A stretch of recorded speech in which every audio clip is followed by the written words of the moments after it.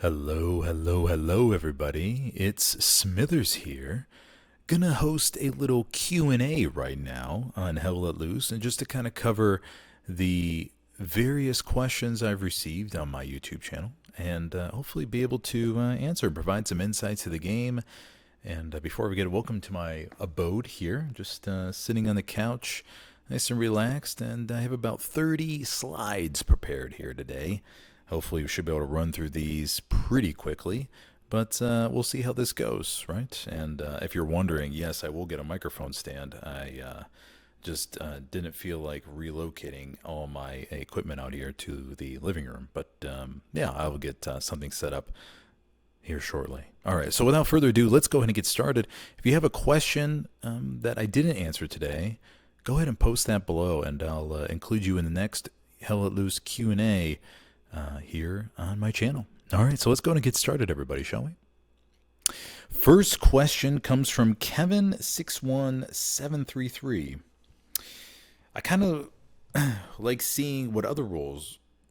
I kind of like seeing what the other roles do in the competitive scene. I understand Commander's job is to build Garys and sit on the map, but I feel you should be semi-close to the action when you do. Even if you sit on the map, you could be laying down around the flank, so if there's a situation you hear footsteps or action around, you can pop up and be close enough to handle it. Yes, this is very, very true, buddy.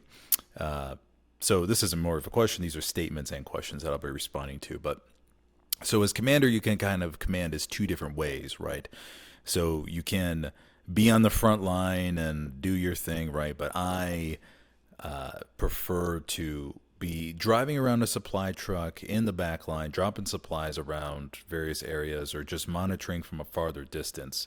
Because you got to remember, on the front line, artillery's going off, tank shells are going off, and the enemy most likely will have MGs monitoring every little nook and cranny, right? And most of the time when I'm on the front line, I die, right? And it's one of those things, when you die, you have to remember, as commander in these competitive matches, seconds sometimes matter, right? So whether it's dropping supplies, whether it's calling for bodies to join a certain OP, or something flickers on the map, right? So, and then of course, converting fuel for munition, or converting munitions for fuel, and just being able to use the various commander abilities, right? So my philosophy is to try and stay alive as long as possible, right? And as much as possible. Because the longer I'm on the redeploy screen, the more it can mess with something in the game, right? So if the game is coming down to the final wire, then yes, I will most likely go up to the front line just to monitor everything, get a feel for everything. But I think I'm trusting my squad leads out there on the front line to provide me intel on what's going on, and just give that active feedback in command chat. So there's kind of two ways you can a couple ways to approach it, right? So you can kind of be the backline commander and kind of observe what's going on. You could be the flanking commander who tries to go around and set up something in the backline, right? Or you could be that frontline commander, just be out there observing. So there's a whole bunch of you'll see a whole bunch of in the competitive scene, a whole different mix and match of commanders. But that's sort of my main style of just commanding these games. So yeah. Although sometimes I will try to sneak in the back line and just be ready to set up like a whammo, or when we say whammo, we mean wide ass mother effing outpost, or what Gary sometimes, right? So way behind the enemy line to set up something, right? So sometimes I'll do that if I feel really confident that the defense has everything totally handled right, and I don't need to be lingering around the hard cap to see how the pressure is being handled, right? So good question, or good statement, good comment. Okay, next question comes from Kevin61733 as well. So he says, I'm still trying to learn a bit of the comp side of things. Is there a reason the squads in most cases are in threes instead of full six? Is there multiple people swapping roles in squads per game, or is it to keep the noise clutter of comms in each squad to a minimum? Also would assume more SL means more pings on the map, which is more intel. So DJ responded, yeah, you want to maximize the amount of SLs and OPs while still having some infantry and other roles for support drops. Yep, exactly, right, yeah. So, yeah, so DJ nailed it perfectly right. So you just want to have that good mix of everything, and because people are constantly hopping from certain place to certain place, and especially in a chaotic game, you're constantly calling for certain fills on certain OPs and everything. So you I would say squads will go from just a squad lead to 6 people, sometimes just like that, right? So it's pretty chaotic in the course of the game, and people are flopping all over the place, right, for certain roles, as DJ mentioned. Yep. All right, let's go on to number 3 here. I don't understand why you wouldn't put the garrisons in the trenches when you clearly have room. And this was a comment on the Helios versus Syndicate's Commander POV semifinals prep scrim on Kursk, right? So on Kursk, unfortunately, there's no real good spots in the trenches for garrisons. For OPs, totally, right? But for garrisons, there aren't really good spots. And so you're forced to put the garrisons in these really awkward spots right now. If you know spots on Kursk in the trenches where you could put garrisons, by all means, chime in, comment below. I'm all ears, right? But as far as I know, there's not really many good spots. Okay, let's move on to the next question. Or comment, I should say. I'm still new to HLL. This comes from Kevin161733. I'm still new to HLL. I'm only level 51, but competitive sounds fun. If I was better... is there a reason each squad is 3 players and does not fill up to 6? Yeah, so just refer to the question before, right? So just the flip-flopping all around and just to be able to have flexibility. So we often have max squads in each game, right? And so that way you'll often see just people flopping over the place. Okay, so we'll move on to the next one, shall we? Here we go, everybody. This question comes from Marcus G318. How do you keep up with the HL comp schedule? Would love to follow, but just a bit lost. And then Jumbo Sally responded, most teams play weekly. Competitions like HCA, PL, ECL schedules in their Discord. Yeah. So I feel like there needs to be maybe a one consolidated schedule where it links everything, where teams can post where they're scrimming and who's a Twitch streamer or who's streaming on YouTube, whatever. Because I think it would help get the community that's not comp related more involved in it, right? Or be able to watch more of it. I think that'd be a nice plus, because oftentimes as a streamer myself, I find out about scrims only like a half hour before, right? That they need a streamer. So yeah, good question. It's a good point. I mean, I think there needs to be something done for like a consolidated schedule. Not sure what that is. Not sure who would organize that, but a consolidated schedule of everything would be really nice. Okay, we'll go ahead and move on here, shall we? Next question comes from Fugal4719, or a comment, I should say. One of your squad leads stresses me out. Just watching how this. One of your squad leads stresses me out. Just watching how does this impact overall morale? Your calming voice must help. LOL. Yes. Sometimes in game comms can be really chaotic, and it can just you have to really. Now that I've played with these people for, played with these guys in Helios for almost 2 years essentially, right? So you understand the voices, some of them 3 years. You understand the voices, you know what kind of personalities you're dealing with. That's a big part of it. You have to understand who's like what kind of personalities. Like we have a guy, 1 second here. Okay. We have a guy on the Helios named Wix, and he is hilarious. He is a hilarious dude. And but he's also extremely sarcastic in a dark sort of way and a very dry humor kind of guy. And you got to know when he's just joking around, right? And some people don't know. So that's part of the game you got to deal with. And you have to understand which personalities can get a little hyped up, right? A little bit maybe overexcited at certain points. And so that's something I'm still learning about. For example, a buddy Widow, right, on the team. So fantastic guy, does a whole bunch for the team and everything, but he could be a little bit excited sometimes. And we had a situation against 82 AD in the HCA semifinals or quarterfinals. I forgot what it was. I think it was semis. But we just capped the point, or we were capping the point. And he called out that there's a huge spawn wave over to the east side of the point, and after I immediately dropped the bombing run because when I think huge, I think 10 plus guys, 15 plus guys, and after the flare was popped, I think there were only maybe 2 people there. So you just got to learn how to or understand personalities and stuff like that, and when to overestimate or underestimate what they're saying and everything. And once you do that, then it helps a lot. And then and then when it gets pretty chaotic, you just got to say something like, "Hey, let's clear comms, everybody. Let's clear comms," and that helps it out too. So, all right, let's move on to the next one, shall we? Okay, so this comes from Keelplot9823. Thanks again for another great upload. I love watching these games and seeing how you place Garrisons OP. So good.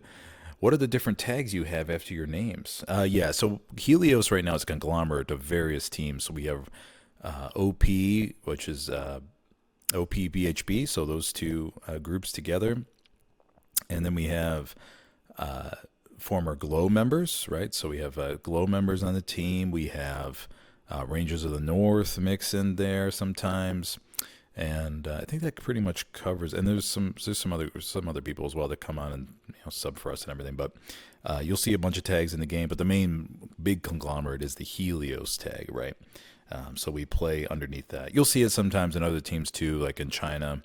For the Chinese teams, they'll have various groups under one umbrella. So right now, Climbers United has SLK, they have Beta, they have Alpha. All these former Chinese teams coming together, and just being part of that. Okay, let's move on to the next one, everybody, shall we?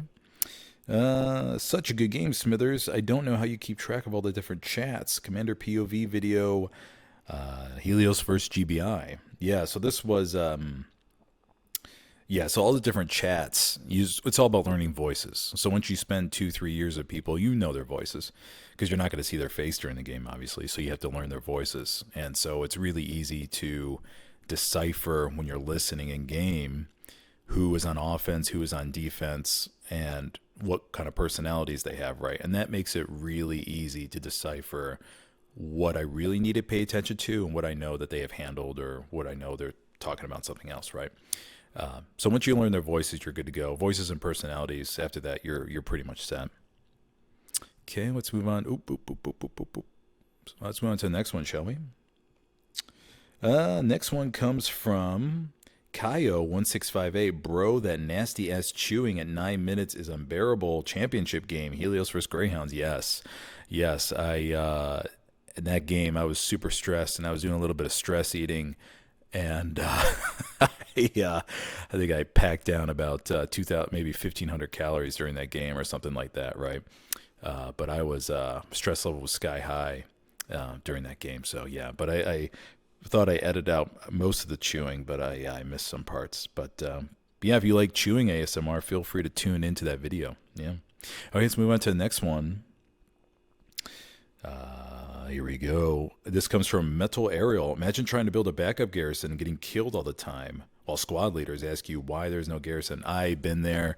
I have been there so many times. And luckily in the competitive scene, everybody understands most of the time. There are some times where you forget, though. And the squad lead has to calm down, and they have to tell you, like, hey, I've been getting RD'd. And supplies are getting destroyed. Support just dropped supplies. They got destroyed. So it's going to be a 5-minute cooldown to get other supplies, right? So we need support from other person. Yeah, it can be chaotic sometimes and frustrating. Now, I think we've had several situations like that where even I drop supplies. I drop supplies as commander from the sky, right? And the arty shell comes down and wipes them out immediately, right? So it can be frustrating at times, and it can delay in the garrison setup and stuff like that. And this was, I think on match ESPT versus ESPT on Kharkov, we had a good 3-4 minute delay on a Gary getting set up because of supplies kept getting destroyed and stuff. And yeah, just bad timing. All right, so move on to the next one. This comes from Lavic Gaming. Simple, don't play for your. This is why. This is on why teams lose and hell let loose. Simple, don't play for yourself, play for your team. Prioritize while leading. This game is a second-day job, and if you're not cognizant of your environment and what you should be doing as your class, you're doing it wrong. I should never have to remind SLs to place garrisons when clearly visible on the map. I should not hear SLs or team chat saying I should place a garrison instead. I don't know. Join the army, watch some documentaries, learn some tactics. There's a method to the madness, master it. Yes, buddy, it's a great comment right there. I just want to make sure I mention that in this video. We just have to do hopefully these videos are doing a better job or helping people understand the core basics of the game, right? And setting up garrisons should be so, I mean, that should be like just a fundamental. Like there almost should be a limit to what you could do as a squad lead unless you put up a Gary for the team or something, right? Some type of mechanic. I have no idea what that is. But whenever I play in pub matches, I try to just lead by example and putting up Garys and going to support and helping out squad leads. Like, hey, we could put down a Gary here, right? Yeah, it's just the Garys should be like the basics. Because once you get Garys up, the team can roll with that, right? Garys and nodes. Although, personally, I think nodes should be done away with, right? But that's another point. But thank you for the comment, buddy. Move on to the next one, shall we? All right, so this is on Commander POV Helios versus ESPT, Smithers Reviews. I love these types of videos where we get an in-depth look at the strategy. During the opener, it looks like you had 2 squads go take positions in St. Mary Church in the middle. Is 2 squads not going to Hardpoint Active Sector normal during opener, or is it more normally or less? So in this case, it all comes down to understanding the map, right, and the terrain, and then what that position offers you, right? And so, for example, what you'll see on Utah is probably the best example. So if the Allies are playing Utah, they know it's going to be Chapel, right? They're not going to commit many bodies at all to the hard cap of Chapel, right? They're going to commit bodies to the north and the south flanks because that's where the enemy, they know the enemy will be. And so they can commit maybe 1 squad to the church because they know the Axis isn't going to get to the church in time, right? So they're going to be just fine. And so in St. Mary's and Kharkov, St. Mary's Church obviously has that nice tall tower, and you could see a whole bunch from there and everything. And it's sort of the game you have to play with estimating how much the enemy is going to commit to a certain cap sector, right? Or a certain point versus the other area, right? And so ESPT has fantastic fraggers, some of the best in the game, right? And so it's just about estimating how much they're going to commit to St. Mary's versus how much we're going to commit, right? And so in this case, yeah, we sent 2 squads, and the point is that you can always flop over more if you need to. The biggest thing in Hell Let Loose by far, especially in the competitive scene, is just adapting to the game. If you have a fantastic opener, right, and you have, let's say, 3 truck snipes, wipe all the enemy trucks and stuff, but your team doesn't adapt well to what the enemy does after that, then you're going to lose the game, no doubt. So in this case, if we just kept 2 squad leads over there and ESPT overwhelmed the church for whatever reason and took control of church, and we never sent anybody else over there, even after we capped middle, then we would probably instantly lose the game, or a lot quicker than we did. But the point is, during the game, you want to be able to adapt to what the enemy is doing. And so that you have flares, you have recon planes going up, right? Understanding enemy presence and stuff. So it's all about adapting, all about understanding what the team's position on the map is, where your weak points, where your strong points, where you can shift bodies from one place to another place, right? And I think they'll pretty much cover it. So yeah, hopefully that answers your question. Let's move on to a next one. How do I see a game like this? From B Blizzy 14141. So yeah, that is admin cam mode. So you can hit. You know, you have to have a server and admin cam privileges, and you just jump into the sky and you can see everything like that, right? Okay, so let's go on here to the next one. This is on Commander POV, St. Mary Glees, Helios versus IR. Nice video, but you really have to like playing Commander because it's mostly like a map simulator. Yeah, it is. It is. So I was a big fan of Hearts of Iron. I don't play it anymore just because it's an absolute time suck of your life, right? I would literally sit on my computer for 16 hours and just play Hearts of Iron. Maybe 20 hours. I don't even remember. Just days would go by and I would just play Hearts of Iron. Just all the little details and everything. So I really like that. And so I think that's where it rolls over a little bit. But I like understanding and analyzing the situation and where we need to be. I'm not that good at fragging, or shooting on the front line. So I find my strength is just coordinating and helping, figuring out what we need to do to best put the team in the best position to win. So yeah, 100% right, buddy. Moving on to the next one. This comes from D Differ. Great video, is very interesting. Thank you. Any particular reason you guys are using observe marker a lot, and in which case you are using it? So the observe marker, you want to basically, the different markers on the map, you want to understand which ones are visible to your squad, right? And which ones are visible to the team, so as commander, and then which ones are visible to the other squad leaders, right? Get a drink.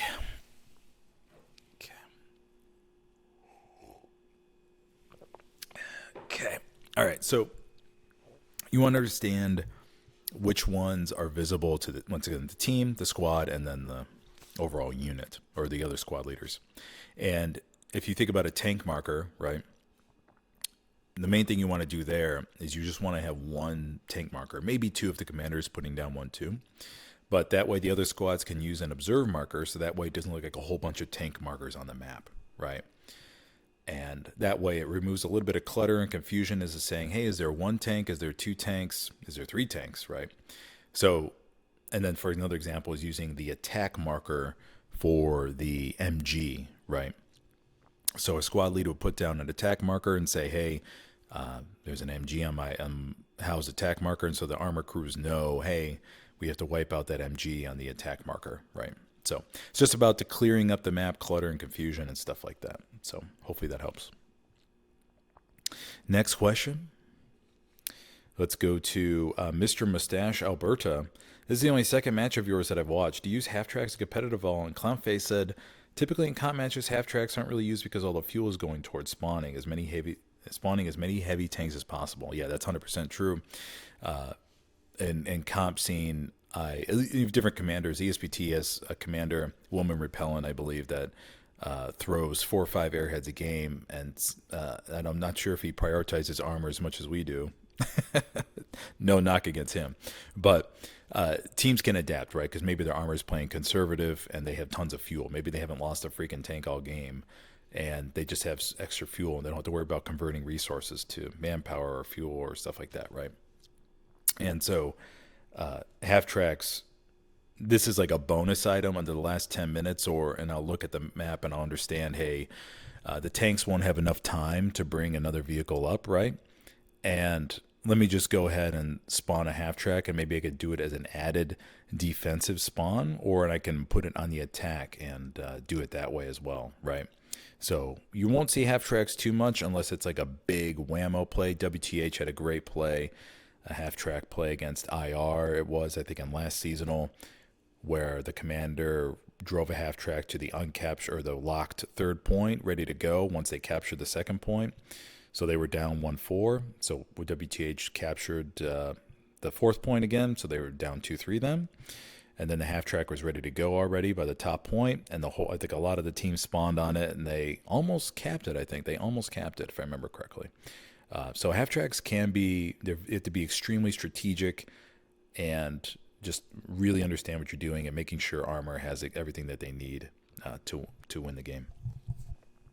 Next question. Let's go to Crimson Wolf 8391.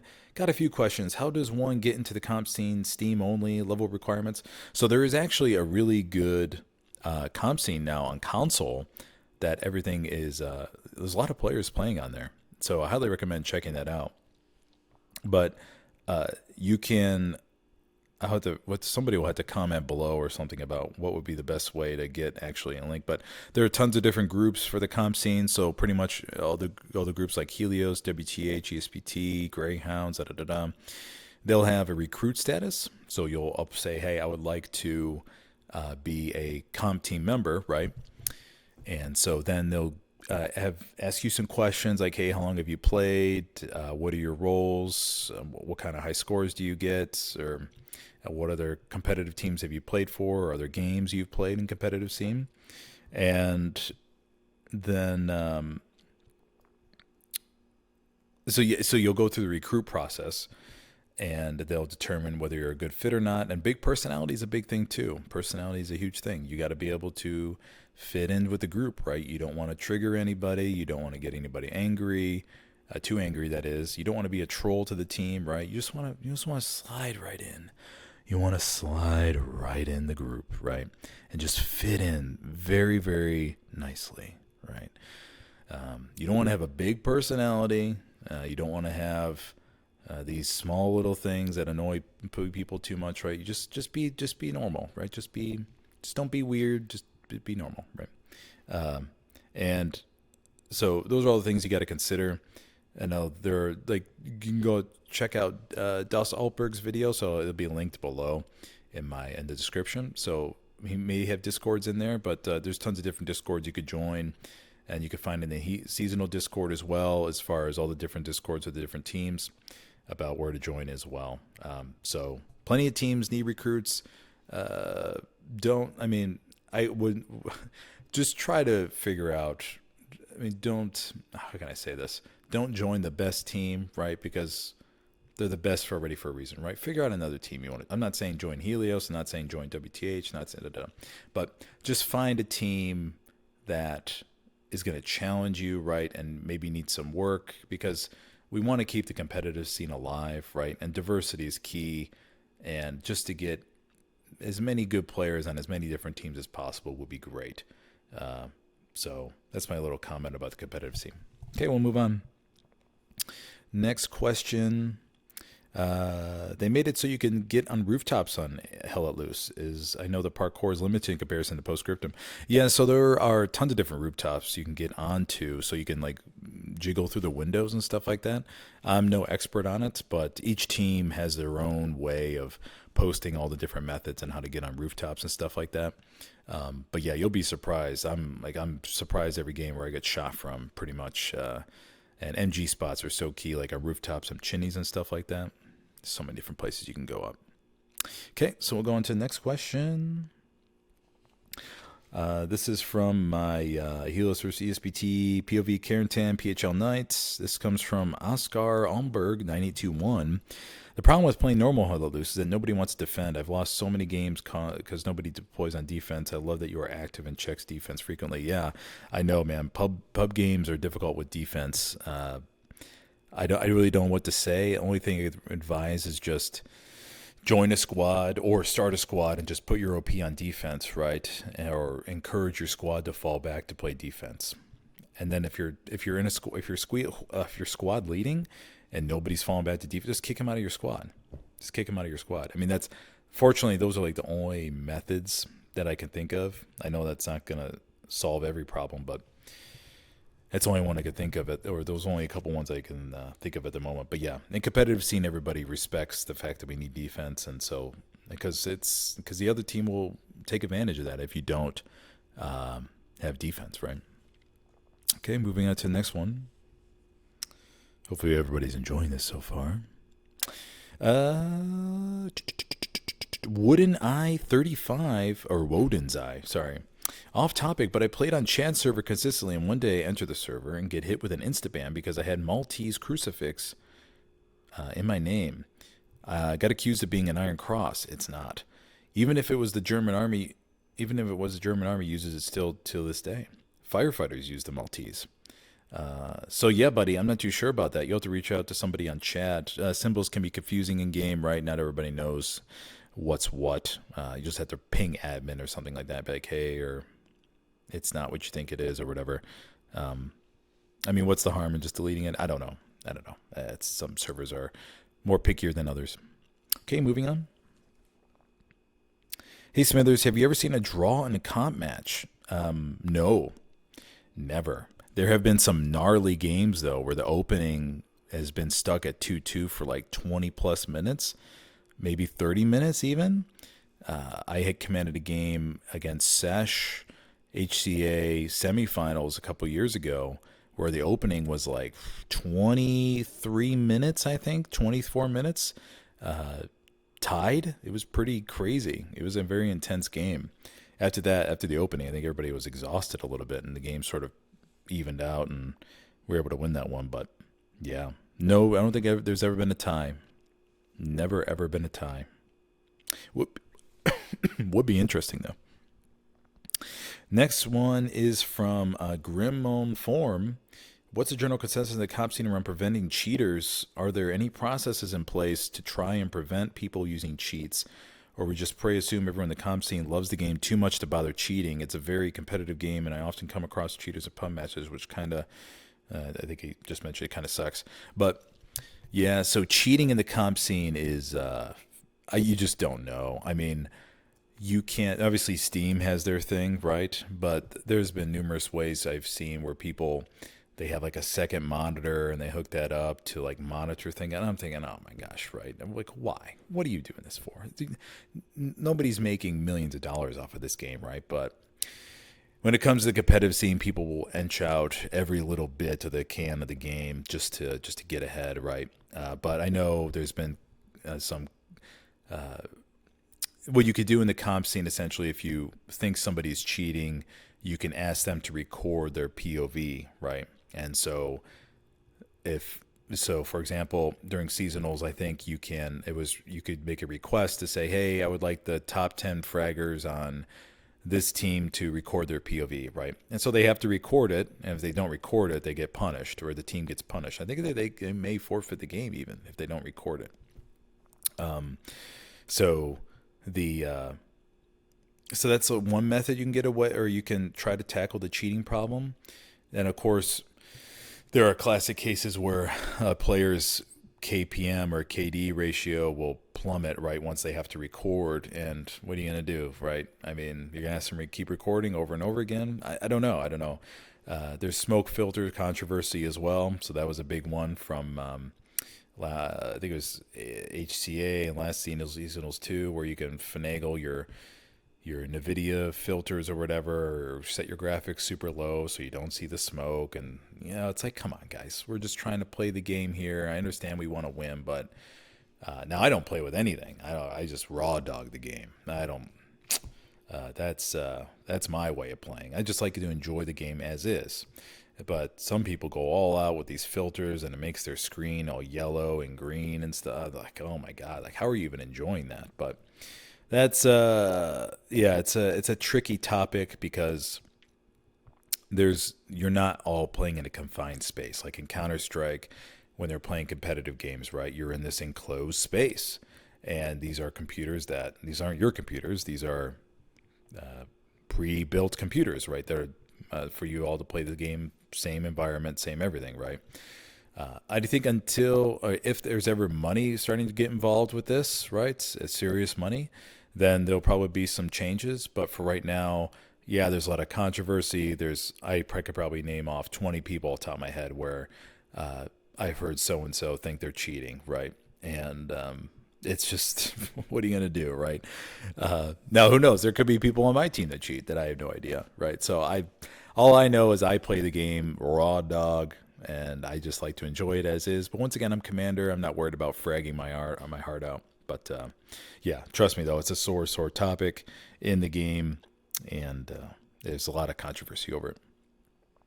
Next question. How many defensive SLs do you normally have in the game, and how many meat grind SLs? So defensive SLs, at least for Helios, we have 4, sometimes 3. And you just get an area of coverage around the point, right? And along with Gary's, you have a good radar around the point. And how many meat grind SLs? Yeah, so meat grind SLs is the same thing. So it's maybe 3, maybe 4, depending on the game, depending on the map, right? So it's all about, once I go back to the point earlier, it's all about making sure your team is flexible during the game and adapting to whatever the game flow is. I think that's the most important piece. Moving on to the next question.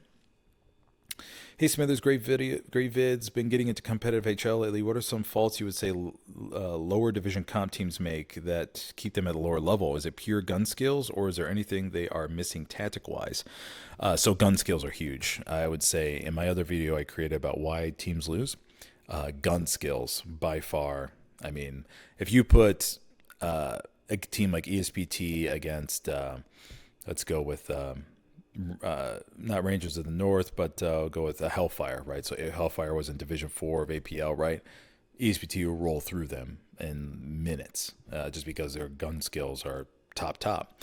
Now, there's a fine line in understanding the difference between cheating and really good gun skills, right? Because some of these guys on ESPT are on aim labs for freaking hours, man. Hours. Maybe half an hour a day they're doing aim labs, right? And some of them are ex-pro players in other games. And so there are extremely skilled players in this game. And I've seen some wild moves just from watching videos of people playing. Like, oh my gosh, like I don't have that kind of ADHD or flickering ability during the game, but gun skills by far are number one. And then down below that are strategy and just understanding the map, understanding the terrain, understanding where to load your bodies up, understanding high elevation spots to get MGs, and then armor crews. Like you got it. Armor has to practice. I mean, armor just doesn't roll in the game and not know what to do. They they practice the hell out of finding what spots they could fire through and what elevation covers them and what elevation doesn't and what hedges block them, what hedges don't. And armor spends a ton of time strategizing where to put their tanks in various scenarios. So it's number one is fragging, and then understanding the map terrain, and then armor crew is huge. And I list some other things in that video as well, but those are the things I remember coming to mind. But the fragging discrepancy amongst teams is huge sometimes. It is huge. I mean, the stats are tracked for all the different games, and you can when the team loses, right, you can quickly pull the stats and see what the KD ratio was for either side, right? In some games, ESPT I think had maybe 1.6, 1.7, right? So it's sometimes there's some huge discrepancies, right? But so there's a balance though between how much time do you want to personally put into the game to getting better, right? Versus are you just taking this game to have fun, right? Are you like me? I don't do aim labs or anything like that because I'm probably not going to be using it that much anyways, right? But I'm just doing this game for fun. I want to put the team in the best position I can, right? And what I need to do is I need to study past games and do these reviews and understand what went wrong and that sort of thing, right? So, yeah. Hopefully that answers your question. But let me go on to the next one. This is from Champagne Sun 9. Also, question: I play an Xbox console right now, and a higher level player told me that when you go prone, the recon plane cannot see you. No, I don't think that's true. We've had enemy players in the back line where they went prone in a hedge, and I ran a recon plane and we spotted them, right? So there was a game against GBI. The guy was in the hedge for like 20 minutes or something like that, ran a recon plane, spotted him, went up, shot him, right? So I don't think that's true, unless somebody else in the comments disagrees. Oh, sorry, I forgot to change the slide there, but that was the question. Moving on to the next one. You are napping and Smithers on the wireless in the next room. Maxo relaxo. Yeah. But I'll have to figure out some type of video to do for that. But let's see what kind of wireless commentary I could come up with. Next one. Hey man, have you ever seen a precision tanking out 2 takes? Yeah, I think there was a game on Foy. I think I commented actually down below, but yeah, there was a game on Foy. I think it was between TL and somebody, I forgot who, but there was a game on Foy where I think Foy Knight where it took out 2 tanks behind the barn. I think it was dugout barn, took out 2 tanks. It was pretty cool to see on stream.